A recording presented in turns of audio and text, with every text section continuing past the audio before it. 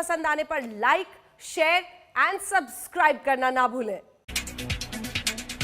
भारत ने हमेशा से ही दुनिया को शांति का संदेश दिया है। भारत की भूमि से दुनिया ने शांति और सद्भाव को समझा है, लेकिन भारत की शांति का गलत मतलब निकालने वालों को कड़ा संदेश दिया एनएसए अजीत डोभाल।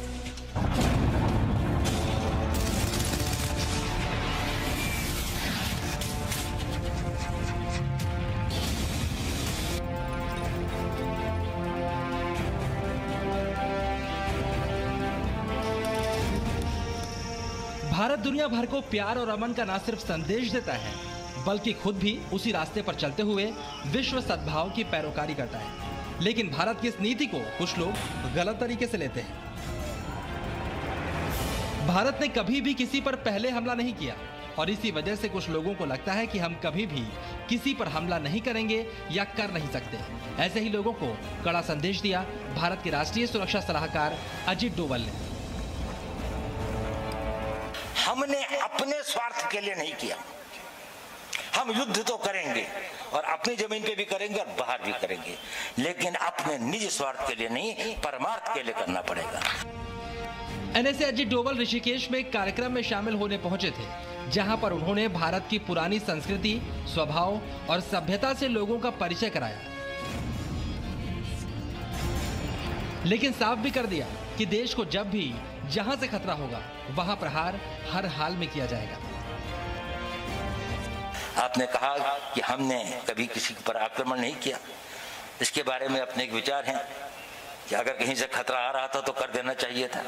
देश को बचाना आवश्यक होता है। हम वहीं लड़ेंगे जहां पर आपकी इच्छा है, ये कोई जरूरत तो नहीं। हम वहीं लड़ेंगे जहां पर से हमारे को खतरा आ रहा है और हम उसका खतरे का मुकाबला वहीं करेंगे।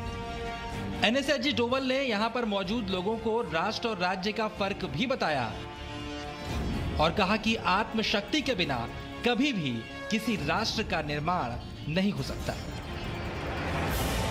मैं आप लोगों से एक छोटी सी बात कहना चाहता हूं। हम लोग राष्ट्र की सुरक्षा नहीं करते, हम लोग राज्य की सुरक्षा करते हैं। राज्य है, इसकी सीमाएं, इसका भूगोल, इसका वो। राष्ट्र की सुरक्षा तो वही करते हैं जो राष्ट्र का निर्माण करते हैं।